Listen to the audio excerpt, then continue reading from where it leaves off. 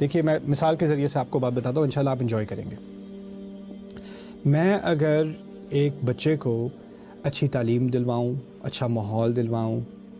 پیار سے پرورش کروں، اچھا ڈسپلن دوں، اچھا کھانے کو دوں، پینے کو دوں، ساری چیزوں کا اہتمام کیا ہوا ہے، انوائرمنٹ بھی اچھی ہے، کوئی برے انفلوئنسز نہیں ہیں،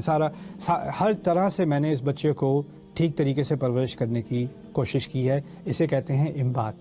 امبات یعنی میں نے جو اس کی انوائرمنٹ ہے، جو اس کا ماحول ہے، وہ میں نے بہترین تیار کر کے اس بچے کو تیار کیا ہے، اس کی پرورش کی ہے، اس کو امبات کہتے ہیں۔ لیکن کبھی کبھی ایسا ہوتا ہے کہ آپ کے ہاں ماحول بہترین ہو، ریسورسز بہترین ہوں، ماں باپ بہترین ہوں، کوششیں پوری طرح کی گئی ہوں، کسی چیز میں کوئی خامی نہ کی گئی ہو، لیکن اولاد پھر بھی بگڑی ہوئی نکلے، ایسا بھی ہو سکتا ہے۔ اس کی مثال قرآن میں بھی ہے، یعقوب علیہ السلام بہترین والد ہیں، بہترین ماحول ہے، نبی سے اچھا والد کون ہوگا، لیکن ان کی اولاد بگڑی ہوئی ہے۔ تو ہوتا کیا ہے کہ کبھی کبھار آپ کا اگر ماحول اچھا بھی ہو تو اس کا مطلب یہ نہیں ہے کہ جو پرورش ہو رہی ہے اس کی گارنٹی ہے کہ وہ بھی اچھی نکلے۔ لیکن کیونکہ اس میں ایک اور ایلیمنٹ بھی ہے، انسان کے اندر ایک اپنا فیصلہ کرنے کی اللہ تعالیٰ نے قدرت ڈالی ہے، ایک صلاحیت ڈالی ہے، اور وہ فیصلہ اگر اس نے برائی کرنے کا فیصلہ کر لیا ہے تو وہ اچھے سے اچھے ماحول میں بھی ہو اس نے برائی کرنی ہے، اور اس کا عکس بھی صحیح ہے، اگر وہ برے سے برے ماحول میں بھی ہو تو وہ اچھائی کر لے گا۔ رسول صلی اللہ علیہ وسلم یا ابراہیم علیہ السلام برے سے برے ماحول میں ہیں لیکن اچھائی پر کمیٹڈ ہے، صحابہ برے سے برے ماحول میں تھے لیکن وہ ایمان کی طرف آئے، سلمان الفارسی شرک کی دنیا میں تھے،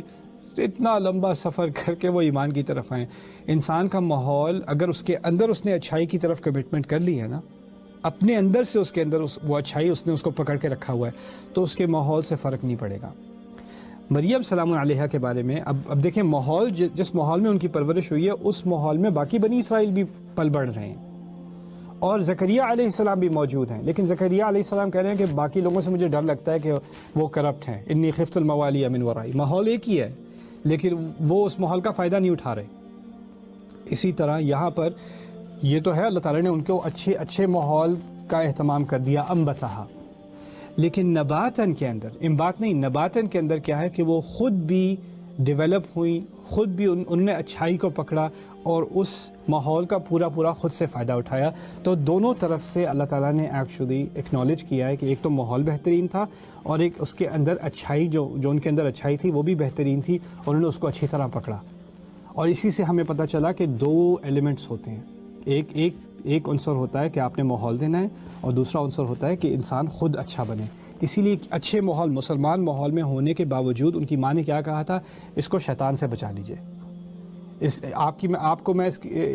بچی کو میں آپ کی پناہ میں ڈال رہی ہوں شیطان کے خلاف، اور اس کی اولاد کو بھی۔ یعنی آپ اچھے سے اچھے اسلامی ماحول میں بھی ہوں، شیطان امیون نہیں ہے، آپ دیواریں بنا سکتے ہیں، شیطان اس کے تھرو گزر سکتا ہے، آپ تک پہنچ سکتا ہے۔ کوئی سیکیورٹی سسٹم نہیں ہے کہ آپ اسلامی ماحول میں تو شیطان آپ کو ٹچ نہیں کرے گا۔ آپ کے بچے نے قرآن حفظ کر لیا، آپ اس کو شیطان تنگ نہیں کرے گا۔ آپ عالم دین بن گئے، آپ کو شیطان تنگ نہیں کرے گا۔ نہیں، اس سے کوئی امیونٹی نہیں ہے۔ ان کو بھی پتہ تھا یہ امیونٹی کوئی نہیں ہوتی، میں ماحول تو میں دے سکتی ہوں لیکن آخر میں آپ ہی بچا سکتے ہیں شیطان کے وسوسے سے۔ تو اسی طرح انہوں نے اپنی اچھائی کو، اور دیکھیں آخر میں جا کر بھی جب فرشتہ ان کے پاس آیا تو انہوں نے کہا اعوذ بالرحمن منک ان کنت تقیا، وہ سمجھی کہ کوئی اور بری نیت سے آیا تو انہوں نے پھر اللہ تعالیٰ سے پناہ مانگی، یعنی ماں نے پناہ مانگی تھی، پناہ میں ڈالا تھا بچی کو، اور بچی جب بڑی ہوئی ہے تو اس نے فوراً پناہ بھی مانگی ہے قرآن میں، تو انہوں نے ایکچولی اس چیز کو کنٹینیو کیا ہے۔ تو اس سے اب میری امید ہے کہ ہمیں اپنی اولاد کے بارے میں، ان کے فیوچر کے بارے میں سوچنے کی صلاحیت ملے، کہ سوچنے کے بارے میں کچھ ملے کہ ہم نہ صرف ان کو اچھا ماحول دیں مگر ایسی کانورسیشنز ان کے ساتھ کریں، ایسی تربیت ان کی کریں کہ وہ خود سے ان کے اندر اچھائی کا عنصر جو ہے وہ ڈیولپ ہو، اور وہ خود سے وہ فیصلہ کرنے کی صلاحیت رکھتے ہوں کہ اگر وہ اچھے ماحول میں نہ بھی رہیں تو ان کی اچھائی نہ چلی جائے۔ اللہ تعالیٰ ہماری سب کی اولاد کو جو صلح دے، اچھے عمل کی توفیق دے، اور ان کا ایمان قوی کرے۔ بارک اللہ لی ولکم فی القرآن الحکیم ونفعنی وإیاکم بالآیات والذکر الحکیم۔